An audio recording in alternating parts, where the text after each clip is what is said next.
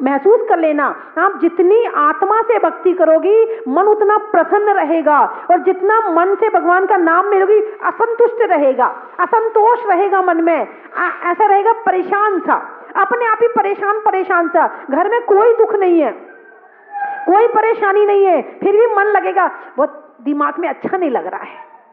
बढ़िया 56 प्रकार के भोजन रखे हैं, अच्छे अच्छे कपड़े हैं पहनने के लिए, रहने के लिए कोठी बंगला गाड़ी है, उसके बाद भी अच्छा नहीं लग रहा है। क्यों नहीं लग रहा? क्योंकि तुमने मन से प्रभु का भजन नहीं किया है।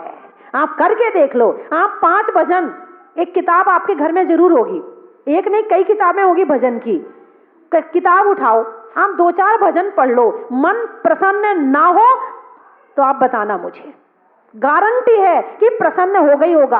पड़ोसन से मिलके मन प्रसन्न हो ना हो, किसी से मोबाइल में बात करके मन प्रसन्न हो ना हो, अपनी बिटिया से बात करके मन प्रसन्न हो ना हो, लेकिन भगवान की भक्ति करके मन प्रसन्न गारंटी से हो जाएगा, गारंटी है कि हो जाएगा। आप करिए अच्छे से भक्ति। एक डॉक्टर थे, वो बता रहे थे मुझे, बोले एक महिला मेरे पास आई, अच्छे बड़े घर की महिला थी, अच्छा नहीं लगता है, कुछ करने का मन नहीं करता है, शुगर भी है, जीवन अच्छा नहीं लग रहा है, क्या करें? उन्होंने कहा बहन जी आप मंदिर जाती हो? नहीं मंदिर नहीं जाती। क्या करना है भगवान से? बहन जी आप कुछ पाठ वाठ करती हो? नहीं वो भी नहीं करती हूं मैं। तो अच्छा बहन जी आप माला वाला फेरती हो?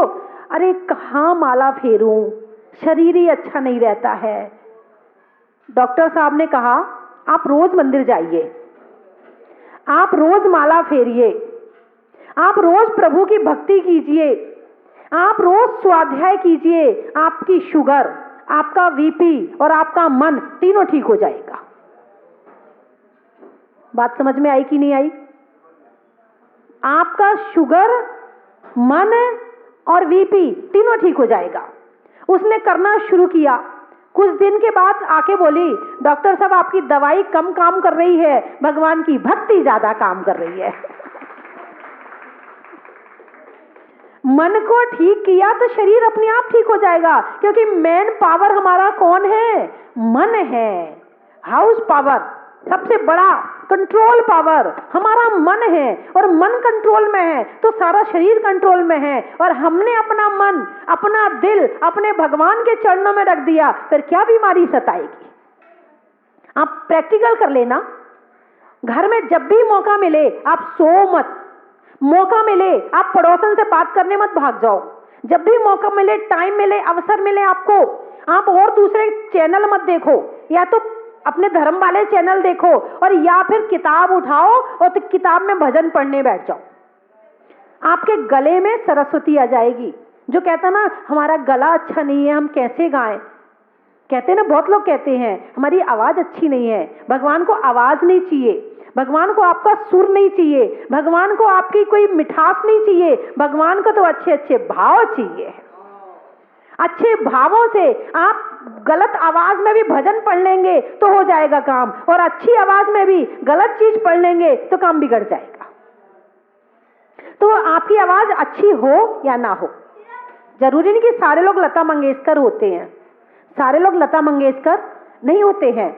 जो मिला है उसका उपयोग करो तो आगे और मिल जाएगा, जो मिला है उसका उपयोग नहीं करोगे तो आगे और मिलने वाला नहीं है। अब आप एक बात देखिए, मीरा को सभी जानते हैं ना, मेरो तो गिरधर गोपाल दूसरो ना कोई, जाके सिर मोर मुकुट मेरो पति वोई, गाती थी ना मीरा, और लिखे भी मीरा ने हैं।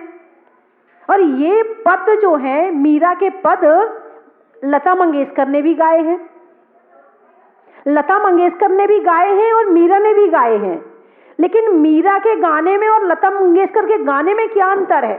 हो सकता है कि मीरा की आवाज लता मंगेशकर के जैसी ना हो सकता है कि मीरा को इतना संगीत का ज्ञान ना हो, लेकिन जो भाव उन पदों को गाते हुए मीरा के थे, वो भाव लता मंगेशकर के नहीं थे। बात समझ में आई कि नहीं आई? भावों से भक्ति होती है, अकेले आवाज से भक्ति नहीं होती। आप अकेले में बैठ जाओ और आप महसूस करेंगे, जो भक्तांबर रोज पढ़ता है जोर जोर से बोल के, संस्कृत वाला अथवा हिंदी वाला, अपनी जो घर की चौकी है या टेबल है उसको बजाते रहें, उसको बजाते जाएं और सुर में भक्तांबर रोज पढ़ें। 1 महीने आप सुर में भक्तांबर पढ़ने, मेरी गारंटी है कि आपके गले में सरस्वती आ जाएगी। आप पढ़ें करें तो भक्ति भगवान की, कैसे नहीं, वो जो सिद्धियां आती हैं कैसे आती हैं, वो ऐसे ही आती है। भगवान की भक्ति मुख से रोज करो, मन में भगवान को रखो, रिद्धि सिद्धि अपने आप चली आएंगी। कहीं तुम्हें लेने के लिए नहीं जाना पड़ेगा। जो तुम्हारे प्रतिकूल है वो भी तुम्हारे अनुकूल बनने लगेगा, जो तुम्हारा बुरा चाहते थे वो भी तुम्हारा अच्छा चाहने लगेंगे। तुम करके देखो तो सही भगवान की भक्ति, तुमने की कहाँ है अभी तक? पूरे आत्मा से प्राणों से करो तो भगवान की भक्ति। करने में अभिव्यक्ति का, छोड़ने में आसक्ति का और भगवान की भक्ति का बड़ा ही महत्व है। नदी में नाव का, शरीर में पांव का और भक्ति में अच्छे अच्छे भाव का बड़ा ही महत्व है। कर्म के हरने का, भाव से तरने का और भगवान की भक्ति करने का बड़ा ही महत्व है। आप 10 मिनट का टाइम निकालो, केवल 10 मिनट का निकाल सकते हो? नहीं, चलो 5 मिनट का निकाल लो। 5 मिनट का तो निकाल लोगे? अरे हाँ बोलो ना। 5 मिनट में चाहे 2 भजन पढ़ो, चाहे 1 भजन पढ़ो, चाहे 3 भजन पढ़ो, आपको भजन जरूर पढ़ना 1 महीने तक। बोलो ना हाँ। पढ़ोगे कि नहीं? कौन कौन पढ़ेगा हाथ उठाओ। देखो याद करके पढ़ लेना, नहीं तो मैं कुछ नहीं करूंगी। एक माला जरूर फेरना और रोज, है ना, यहाँ वाले भगवान को याद कर लेना और एक माला फेर लिया करो, तो उससे आपको याद आ जाएगा माता जी ने कहा था भजन रोज पढ़ना है। आप महसूस करेंगे कि आपके जीवन के जो परिवर्तन है उसमें बहुत सारा और भी ज्यादा परिवर्तन आना शुरू हो गया है। और जैसे ही मन में परिवर्तन आता है वैसे ही शरीर में जो सेल होते हैं, शरीर में जो नसें होती हैं, शरीर में जो चीजें होती, उनमें परिवर्तन आना शुरू हो जाता, प्रोग्रेस होनी शुरू हो जाती है। हाँ, आप करके देखें, आपके शरीर की जो नसें सुस्त पड़ गई हैं, डैमेज हो गई हैं, वो भी ऊर्जावान हो जाएंगी, वो भी शक्तिशाली हो जाएंगी। बीपी लो हो रहा होगा वो भी ठीक हो जाएगा, हाई हो रहा होगा वो भी नीचे आ जाएगा। मन चंगा तो कठौती में गंगा, मन चंगा तो कठौती में गंगा। यदि मन अच्छा है तो घर में जो नल आ रहा है ना वही गंगा बन जाएगी और तुम गंगा में नहा लो जा करके। और मन अच्छा नहीं है तो वो गंगा का पानी भी असर करने वाला नहीं है। सबसे पहले अपने मन को गंगा बनाओ। मन गंगा है तो सब जगह गंगा ही गंगा है। वो आता है ना कथन, कौन से हाँ, एक कोई संत है, उनको ना हरिदास जी, हाँ हरिदास जी हैं, रैदास जी, हरिदास नहीं रैदास जी हैं। तो वो चमड़े का काम करते थे। किसका काम करते थे? चमड़े का काम करते थे। और अपने मन में दिन भर भगवान का नाम लेते थे, दिन भर भगवान का नाम लेते थे। तो लोग रोज कहते थे, अरे रैदास जी इतना भगवान को याद करते हो, कभी गंगा में भी स्नान कर लिया करो। बोले ना जी, मेरे तो घर में ही गंगा है, मेरे तो घर में ही गंगा है, मैं तो जो मैं ये काम कर रहा ना हूँ इसी में ही गंगा है मेरे तो। लोगों को विश्वास नहीं हुआ। एक दिन गंगा में किसी के कोई सामान गिर गया, उसने आके वो कहा, रैदास जी गंगा में मेरी वो वस्तु गिर गई है, आप अपनी गंगा में से निकाल के बताओ तो मानूं। उन्होंने हाथ डाला उसमें और वो वस्तु निकाल के वहां से दे दी। तो वस्तु वहां से निकाल के, काम किसका करते थे? चमड़े का। और मन कैसा था? पवित्र था। मन पवित्र बनाओ तो तुम ही गंगा बन जाओगे। उसने अपने जो चमड़े के बर्तन में वो जो पानी से चमड़ा धोता था उसमें से वो वस्तु निकाल कर, कितने आश्चर्य की बात है। और ये सच्ची घटना है, इसको हम झूठ नहीं मान सकते, ये कब से चली आ रही है। इसका मतलब है कि मन की पवित्रता से ही सारी पवित्रता होती है। जब आप आहार देते हैं, शुद्धि बोलते हैं, बोलते हो ना, बोलो ना हाँ, क्या बोलते, बोल के बताओ। मन शुद्धि, वचन शुद्धि, काय शुद्धि, आहार जल शुद्ध है। सबसे पहले कौन सी शुद्धि बोली आपने? मन शुद्धि। सबसे पहले कौन सी शुद्धि बोली? मन शुद्धि। पहले वचन शुद्धि नहीं, पहले काय शुद्धि नहीं, मन शुद्ध हो तो आहार देने आओ, और मन शुद्ध है तभी तो आहार देने आए हो। मन शुद्ध नहीं होता तो आहार देने कैसे आते तुम? तुम्हारा मन शुद्ध है। तुमने साधु से कहा, हे गुरुदेव हमारी मन शुद्धि, फिर कहा वचन शुद्धि। अब हम वचनों से ऐसी बात नहीं कहेंगे जिससे पाप हो, कषाय हो, राग द्वेष मोह हो। पाप के वचन मैं इस समय त्याग करता हूं, मेरी वचन शुद्धि है। काय शुद्धि, मेरे वस्त्र शुद्ध है, मेरी अशुद्धि अवस्था के वस्त्रों से ये वस्त्र अलग है और उनको पहनकर मैं आया हूं, स्नान करके आया हूं। काय शुद्धि बाद में है, पहले मन शुद्धि है। पहले मन शुद्धि है, मन शुद्धि बोली, और आहार बाद में शुद्ध है।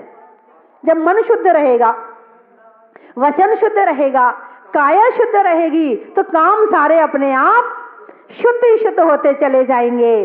तो मन शुद्धि सबसे पहले चाहिए। आप मंदिर आते हो तो जैसे साधु के सामने बोलते हैं ना, मन शुद्धि, वचन शुद्धि, काया शुद्धि, ऐसे पहले भगवान से भी बोलना चाहिए, क्योंकि मन में बहुत अशुद्धि भरी मन में, और मंदिर चले आते हैं पहले दरवाजे पर चप्पल उतारते ही हाथ जोड़ो, मन शुद्धि, वचन शुद्धि, बोलो ना काय शुद्धि है कि नहीं? दूर रहो। यदि काय शुद्धि नहीं है, परिक्रमा लगाने की जरूरत नहीं है।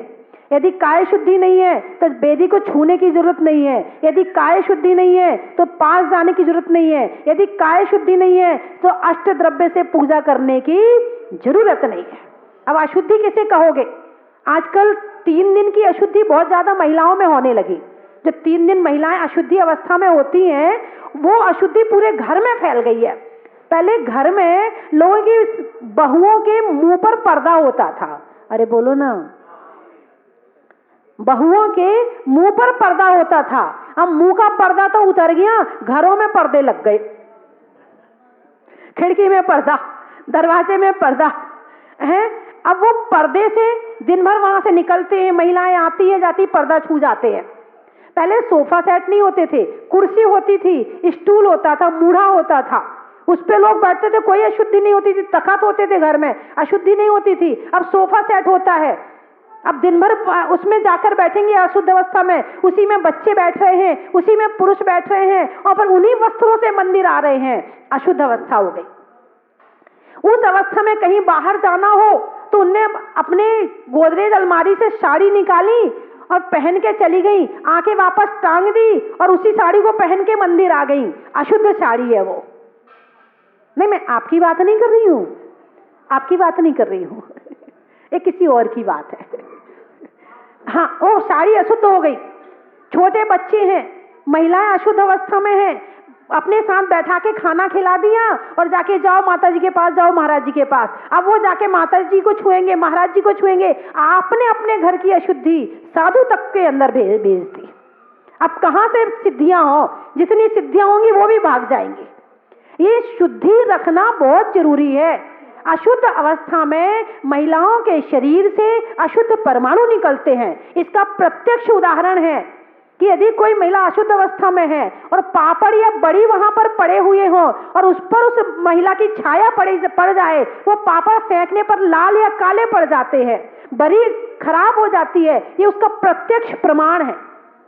यदि कोई महिला कहीं सांप जा रहा है और उस महिला की छाया उस सांप पर पड़ जाए, वो अंधा हो जाता है सांप। इतनी उसमें जो किरणें शरीर से निकलती हैं बहुत अशुद्ध होती हैं। और ऐसी अवस्था की यदि अशुद्धि आपके घर में होती है तो घर में भी शांति होने वाली नहीं है, घर में भी कलेश रहेगा, घर में अशुद्धि रहेगी। जहां अशुद्धि है वहां कलेश है, जहां अशुद्धि है वहां पर अशांति है। अब फिर कहते माता जी बहुत अशांति है हमारे घर में। अब अशुद्ध बनाओगी, अशुद्ध खिलाओगी, अशुद्ध खाओगी तो अशांति तो होनी है। कुछ आपस में व्यवहार ऐसा बना के रखे कि 3 दिन का जब समय आता है तुम उनके यहाँ चली जाओ, वो तुम्हारे यहाँ आ जाए, तो दोनों का काम बन जाए और दोनों की शुद्धि रह जाए। तुम उनके यहाँ जाना नहीं चाहती, वो तुम्हारे यहाँ आना नहीं चाहते, पर 3 दिन में अपने परिवार वालों को भोजन बना के कराते हैं तो सबका मन दिन भर अशुद्ध होता है। फिर कहते भक्ति में मन नहीं लगता है, पूजा में मन नहीं लगता है, पाठ में क्यों नहीं लगता है? मेन कारण यहां से है। और महिलाओं को अशुद्ध अवस्था में भगवान के दर्शन नहीं करने चाहिए। क्षेत्र पर भी जाते हैं, अतिशय क्षेत्र पर भी वहां नहीं करने चाहिए। अभी कुछ दिनों पहले की घटना है, एक लड़की वहां बाहर खड़ी थी, तो प्रवचन चल रहा था, उसने शनिवारी योजना में भाग लिया। तो मैंने कहा वो आप बाहर क्यों खड़ी हैं? बोले मेरा दूसरा दिन है। मैंने कहा ओहो, आप कितना पाप कमा रहे हैं, ऐसे क्षेत्र पर आके आप यहाँ खड़ी हैं। कोई यहाँ खड़ा हो जाता है, कोई यहाँ खड़ा हो जाता है। अरे हम दूर से कर रहे, दूर दूर का कोई चक्कर नहीं है, ये दूर का ही चक्कर है, दूर ही होना है। इन 3 दिनों में सब चीज से दूरी होना, जितनी धर्म की चीजें, किताबें नहीं छूना चाहिए, जिनवाणी नहीं छूना चाहिए, और मुख से नमोकार मंत्र नहीं पढ़ना चाहिए, उच्चारण नहीं करना चाहिए इन 3 दिनों में। यदि करते हैं तो इसमें अनंत पाप का बंध होता है। मन में चाहे जितना पढ़ लो कोई दिक्कत नहीं, भक्तांबर पढ़ लो, नमोकार मंत्र पढ़ लो, ध्यान कर लो बैठ के, कुछ नहीं है, लेकिन मुख से उच्चारण, क्योंकि काय अशुद्धि चल रही है। कौन सी अशुद्धि चल रही है? काय अशुद्धि चल रही है। जब तक पूर्ण रूप से शुद्ध नहीं हो जाते हैं 6वें 7वें दिन तक, तब तक महिलाओं को मंदिर के अंदर या भगवान के दर्शन नहीं करने चाहिए। यदि करते हैं तो बहुत पाप का बंध होता है, और किसी ने कर लिए हो तो उसका प्रायश्चित है। यदि एक बार किए हो तो एक उपवास, 2 बार गलती से किया हो तो, कई बार मंदिर जाते हैं और गलती से ऐसी अवस्था आ जाती है, उनके लिए प्रायश्चित है कि एक उपवास, 2 बार हो गया 2 उपवास। और यदि आपने मान लो 4थे 5वें 6वें दिन में भी कर लिए हो तो उसमें भी उपवास आदि व्रत आदि करके उसका प्रायश्चित पश्चाताप कर लेना चाहिए। बंधुओं, भगवान की भक्ति करना है तो शुद्धि रखना जरूरी है। आजकल के बच्चे क्या होता है, क्या होती है शुद्धि? कुछ नहीं होता इससे। इस तरह कह कह के सारे घर को, मंदिर को, सबको खराब कर रहे हैं। और उसके साथ में तुम ये सोचो कि आजकल के बच्चे बढ़िया मोबाइल लिए हैं, बढ़िया बाल फैलाए हैं, बढ़िया लिपस्टिक लगाए हैं, बढ़िया कपड़े पहने, तो ये सुखी हैं। कपड़ों से, मोबाइल से और लिपस्टिक से तुम इन्हें सुखी मत मान लेना। जितने दुखी ये हैं, इनसे ज्यादा और कोई दुखी नहीं है।